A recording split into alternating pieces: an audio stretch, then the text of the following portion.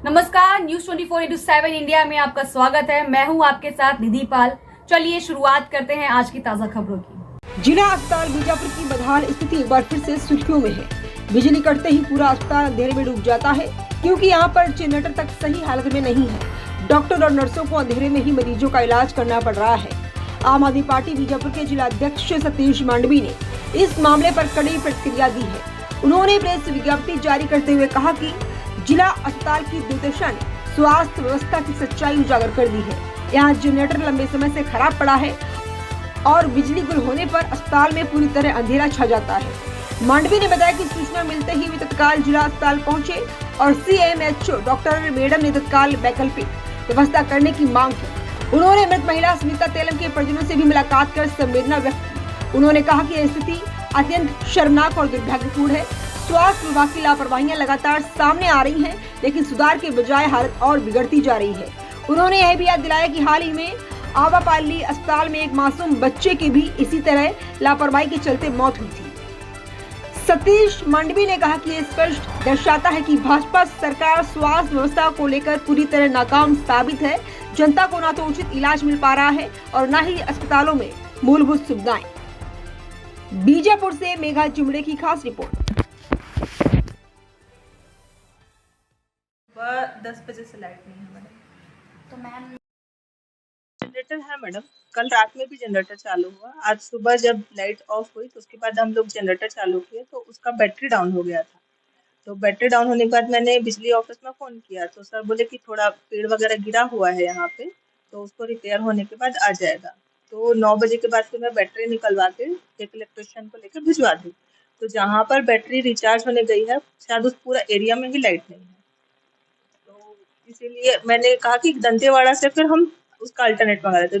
दंतेवाड़ा से अभी आने में थोड़ा टाइम लग रहा है, आधा 1 घंटा लगेगा, फिर आ जाएगा। तो मैम सुबह से लाइट गोल है, तो फिर कैसे मैनेज कर रहे हैं आप? सुबह से लाइट नहीं है मैडम, उसी के लिए रिपेयर करने के लिए ही हम लोग व्यवस्था देख रहे हैं। अब ये क्या है, 170 किलोमीटर दूर है। तुरंत यहाँ आसपास अगर कोई टेक्नीशियन मिल जाता या इलेक्ट्रिशियन मिल जाता तो शायद हमें सिटी जैसी प्रॉब्लम नहीं होती।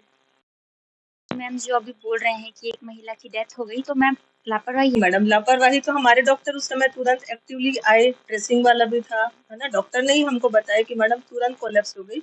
जो महिला है वो बाइक में थी और बाइक अनियंत्रित होकर बच्चों के जो ऑटो से आ रहे थे वो बच्चों के ऑटो के अंदर घुस गया और वो जो ऑटो है वो 2 राउंड होके गिरा। उस समय मैं यहीं थी हॉस्पिटल में, इसी व्यवस्था के लिए ही खड़ी हुई थी कि किसी तरह यहाँ से व्यवस्था हो जाए तो डाल लेते हैं। अगर लाइट ये यहाँ से नहीं आ पाएगा, बैटरी से भी नहीं हो पाएगा, तो हम कुछ और देखेंगे उसके लिए।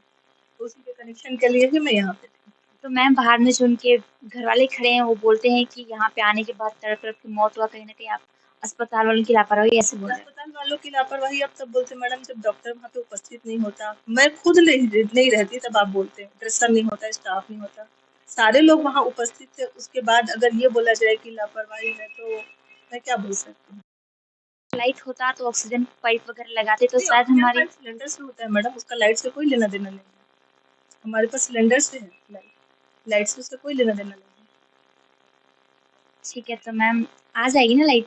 हाँ अभी आ जाएगी। CSPD वाले सर से ही बात हुई, वो भी अंधेरे में बैठे हैं। वो उसको बनवाने के लिए ही वो फोन उठाए थे। अभी बोल रहे थे कि मैडम हॉस्पिटल का सबसे पहले करवाएंगे, और नहीं भी होता है तो आधे घंटे मेरे जनरेटर तो आ ही जाएगा मैडम। आगे से ध्यान रखिएगा मैम, पेशेंट भी बहुत परेशान हो रहे होंगे। और पेशेंट को मैडम छोड़ के नहीं जाऊंगी। मैं भी सुबह से यहीं बैठी हूँ।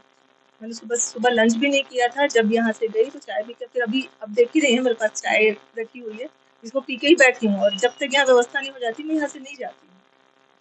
जी ठीक है मैम। मैं सतीश मंडावी आम आदमी पार्टी के जिला अध्यक्ष बीजापुर से। मुझे जैसा कि पता चला, यहाँ पे हमारे साथियों ने यहाँ के लोगों ने बताया कि यहाँ पे लाइट नहीं है और एक जन की जान चली गई थी ऑटो में, शायद उधर काटी से जा रही थी। जैसे पता चला मैं तत्काल यहाँ पर आया हूँ और डॉक्टर पुजारी साहब से भी मैंने बात की और में जो मैडम है डॉक्टर रत्ना मैडम से मैंने बात किया है। इवन अभी जाके मैं उनसे पूछा हूँ कि उन्होंने बताया कि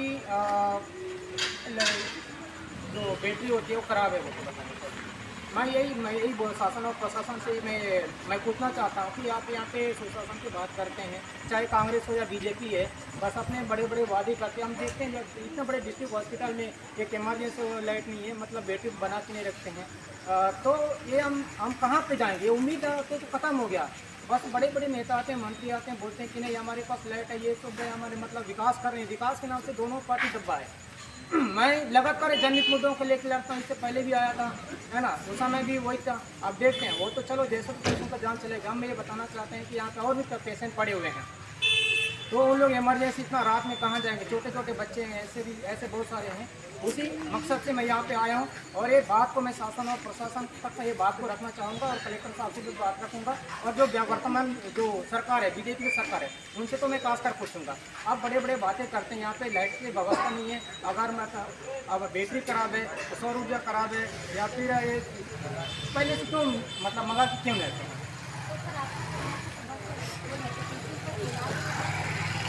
बड़ा दुकान है मैम। मैं अभी जब डॉक्टर को देख रहा था, डॉक्टर साहब मतलब लाइट जला के वो पर्ची बना रहे थे। बड़ा दुख का विषय है।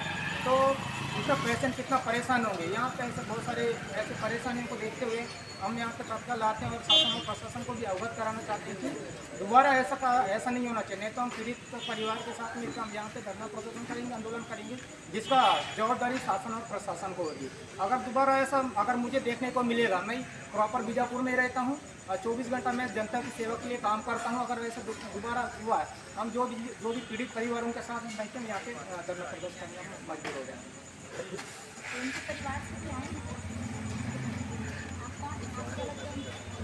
बेटा हूँ, मेरा नाम विकास पिल्लम है।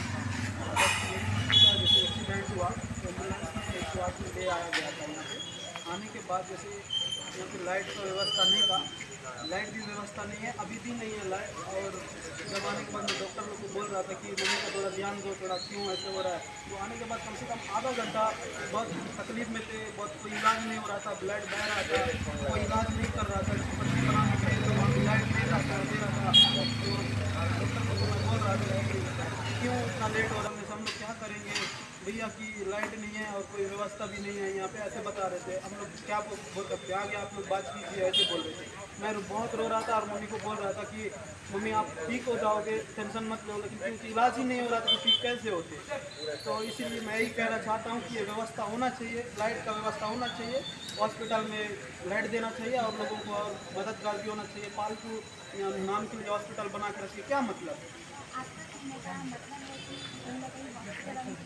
लापरवाही। अगर लाइट होता, इलाज होता तो शायद उम्मीद रखते कि हम कुछ होगा, क्योंकि लाइट ही नहीं है, क्योंकि इलाज ही नहीं हो रहा है। तो आधा घंटा हो चुका है। जब मरीज इमरजेंसी में 108 में ले आया गया तो कम से कम इमरजेंसी में इलाज होता तो हम सोचते, उम्मीद रखते कि ठीक हो जाए।